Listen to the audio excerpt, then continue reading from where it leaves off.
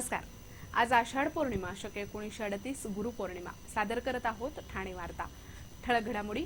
जिल्ह्यामध्ये पावसाची जोरदार हजेरी, धोकादायक इमारती रिकाम्या करताना अडथळा निर्माण करणाऱ्यांवर फौजदारी गुन्हे दाखल करण्याचे पालिका आयुक्तांचे आदेश आणि शहरातील खड्ड्यांची माहिती मिळवण्यासाठी 65 पालिका अधिकाऱ्यांची नियुक्ती।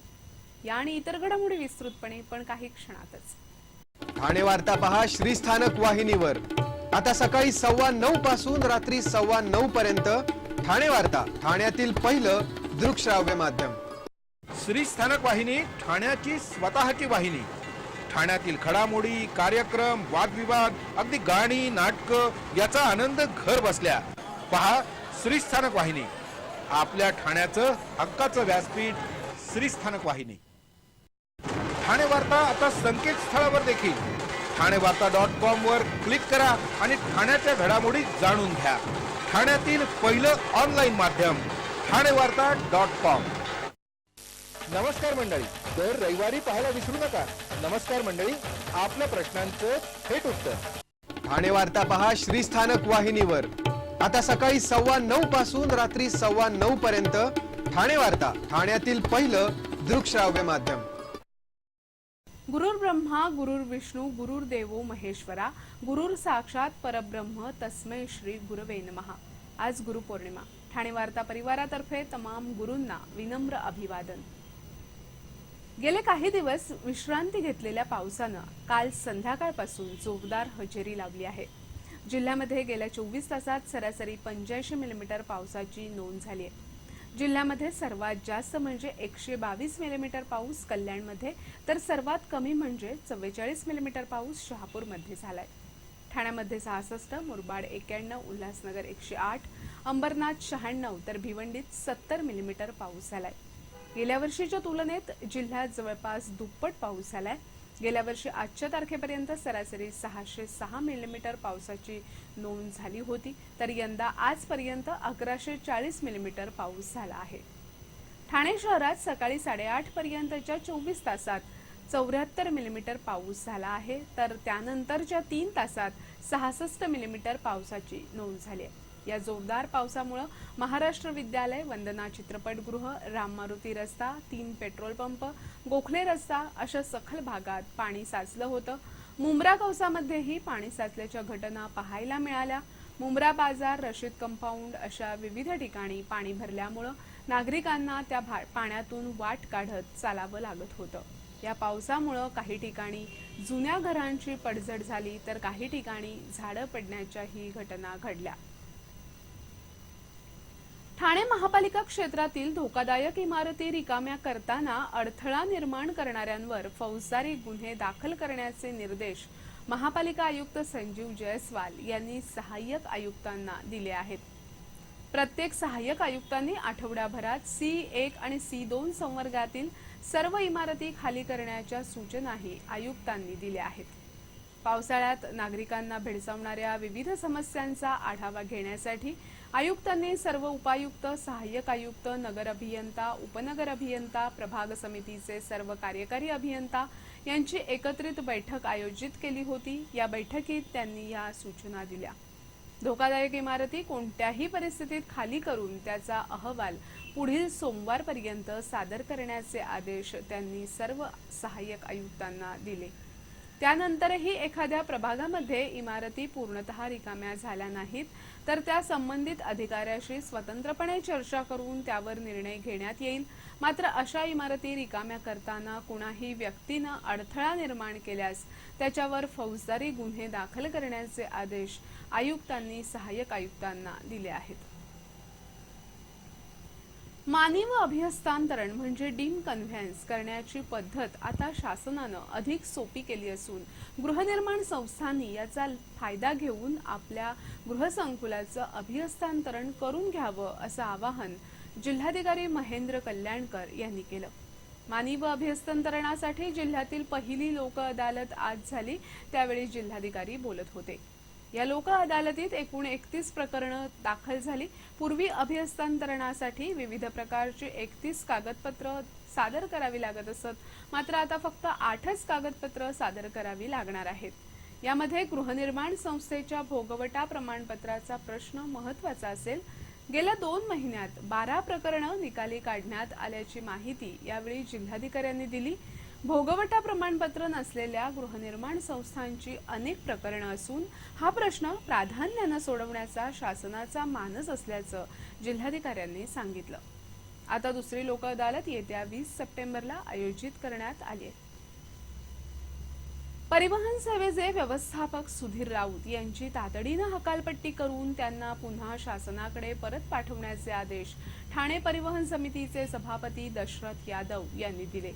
व्यवस्थापक राऊत यांचं परिवहनच्या कारभारावर नियंत्रण नसल्यानं परिवहन सेवा डबघाईला आली आहे असा सूर परिवहन बैठकीत सदस्यांनी लावला. तसंच वारंवार बंद पडणाऱ्या बसेस, साफसफाई, कामगारांच्या समस्यांकडे दुर्लक्ष, स्पेअर पार्ट खरेदीमध्ये पारदर्शकता नसणं अशा मुद्द्यांवरही सदस्यांनी प्रशासनाला लक्ष केलं. परिवहनचे व्यवस्थापक म्हणून गेले वर्षभर सुधीर राऊत हे प्रतिनियुक्तीवर काम करत आहेत. मात्र गेल्या काही महिन्यांपासून त्यांच्या कार्यपद्धतीवर सर्वपक्षीय नगरसेवकांसह परिवहन सदस्यांनी अनेकदा ताशेरे ओढले. आजच्या बैठकीतही राऊत यांच्या बेशिस्त कारभाराचा पाढा वाचण्यात आला. व्यवस्थापकांच्या दौऱ्यावर केलेल्या उधळपट्टीचे आणि निष्काळजीपणाचे आरोप शिवसेना, काँग्रेस, राष्ट्रवादी आणि महाराष्ट्र नवनिर्माण सेना सदस्यांनी केला. त्यानुसार परिवहनच्या भोंगळ कारभाराला कारणीभूत असल्याचा ठपका ठेवून व्यवस्थापक राऊत यांची पदावरून हकालपट्टी करून त्यांना पुन्हा शासनाकडे पाठवावं असे आदेश सभापती दशरथ यादव यांनी दिले. परिवहनच्या दुर्दशेबाबत सदस्यांनी लक्षवेधी सूचना मांडली. वागळे आगारातील साफसफाईवर दररोज लाखो खर्च होतो, तरीही आगारात घाणीचं साम्राज्य असल्याची बाब राजेश मोरे यांनी निदर्शनास आणली. प्रादेशिक परिवहन विभागानं 216 बसेसना फिटनेस प्रमाणपत्र दिलं आहे, तरीही प्रत्यक्षात मात्र फक्त 90 गाड्या रस्त्यावर धावत असल्याचं वास्तव बैठकीत उघड झालंय. त्यामुळेच खासगी बसेसचं फावत असून आजघडीला तब्बल 960 खासगी बसेस शहरात धावत असल्याचं परिवहनच्याच एका सर्वेक्षणात समोर आल्याचा गौप्यस्फोट स्वतः व्यवस्थापकांनी केला. ठाणे वार्ता पहा श्रीस्थानक वाहिनीवर. आता सकाळी 9:15 पासून रात्री 9:15 पर्यंत ठाणे वार्ता, ठाण्यातील पहिलं दृकश्राव्य माध्यम. आपला परिसर स्वच्छ आणि सुंदर ठेवण्यासाठी ठाणे महापालिकेत सहकार्य करा. ओला सुका कचरा वेगवेगळा जमा करा आणि रोगराईपासून मुक्तता मिळवा. ठाणे वार्ता आता संकेतस्थळावर देखील ठाणेवार्ता.com वर क्लिक करा आणि ठाण्याच्या घडामोडी जाणून घ्या. ठाण्यातील पहिलं ऑनलाईन माध्यम ठाणेवार्ता.com. डॉक्टर आणि रुग्णांचं पिढ्यानपिढ्यांचं जिव्हाळ्याचं नातं म्हणजेच डॉक्टर बेडेकर हॉस्पिटल. आता अत्याधुनिक सोयी सुविधा आणि तंत्रज्ञानयुक्त वंध्यत्व निवारण केंद्रात IVF आणि टेस्ट ट्यूब बेबीचीही सुविधा. डॉक्टर बेडेकर हॉस्पिटल, महर्षी कर्वेपथ, ठाणे. 65 वर्षांची निरंतर सेवा. ठाणे वार्ता पहा श्रीस्थानक वाहिनीवर. आता सकाळी 9:15 पासून रात्री 9:15 पर्यंत ठाणे वार्ता, ठाण्यातील पहिलं दृकश्राव्य माध्यम. ठाण्यातील रस्त्यांवर पडलेल्या खड्ड्यांची स्थिती जाणून घेण्यासाठी ठाणे महापालिका प्रशासनानं 65 प्रभागांसाठी 65 अधिकाऱ्यांची नियुक्ती केली आहे. ठाण्यातील खड्ड्यांसाठीच्या स्टार ग्रेड या महापालिकेच्या ॲपवरून महापालिका आयुक्त कार्यालयामध्ये नागरिकांच्या अनेक तक्रारी प्राप्त होतात. पावसाळ्यात या तक्रारींची संख्या मोठ्या प्रमाणात वाढत असल्यानं पालिकेच्या वतीनं कार्यवाही करण्यासाठी महापालिकेच्या 65 प्रभागांसाठी 65 अधिकाऱ्यांची नियुक्ती केली आहे. या अधिकाऱ्यांमार्फत त्या प्रभागातील खड्ड्यांची आणि कचऱ्याची स्थिती नियमित सादर करण्याचे आदेश पालिका आयुक्त संजीव जयस्वाल यांनी दिले आहेत. या खड्ड्यांवर कार्यवाही करण्यात आली की नाही याचा नियमित आणि कठोर आढावा घेण्यासाठी विशेष कक्ष स्थापन करण्याचा निर्णय आयुक्तांनी घेतलाय. त्यानुसार 65 अधिकारी रोज आपल्या प्रभागामध्ये फिरून खड्ड्यांची स्थिती काय आहे, ते किती दिवसापासून भरण्यात आलेले नाहीत याची माहिती आयुक्त कार्यालयाला देणार आहेत. त्याचप्रमाणे त्या प्रभागामधील कचऱ्याची समस्या, कचरा उचलला किंवा नाही याबाबतची माहिती संबंधित अधिकाऱ्यांना द्यावी लागणार आहे. याबाबत पालिका आयुक्तांनी अधिकारी ज्या विभागात राहत असतील तो विभाग त्यांना देण्याबाबतच्या सूचना प्रशासनाला दिल्या आहेत. समतोल फाउंडेशन तर्फे हरवलेल्या पाल्यांना त्यांच्या पालकांच्या ताब्यात देण्यात आलं. विविध राज्यातून पळून आलेली लहान मुलं आपल्याला मुंबईच्या विविध रेल्वे स्थानकांवर जाता येता दिसत असतात. पण दगदगीच्या जीवनात आपण पुढे सरळ निघून जातो. खरं तर ही मुलं काही ना काही कारणास्तव मुंबईच्या मायानगरीत येतात आणि मग त्यांचा जीवनाशी संघर्ष सुरू होतो. पोट भरण्यासाठी कोणी कचरा वेचतात, कोणी भीक मागतात, तर कोणी जुगार खेळतात, नको त्या व्यसनांच्या आहारी जातात आणि हीच मुलं उद्याची गुन्हेगारी बनतात. अशा या मुलांना नेमकं हेरून त्यांना ठाण्याच्या दादोजी कोंडदेव स्टेडियममध्ये असलेल्या समतोल फाउंडेशनच्या शेल्टरमध्ये आणून नंतर मुरबाड रोड मामनोली इथे या मुलांचं मनपरिवर्तन शिबिर घेतलं जातं.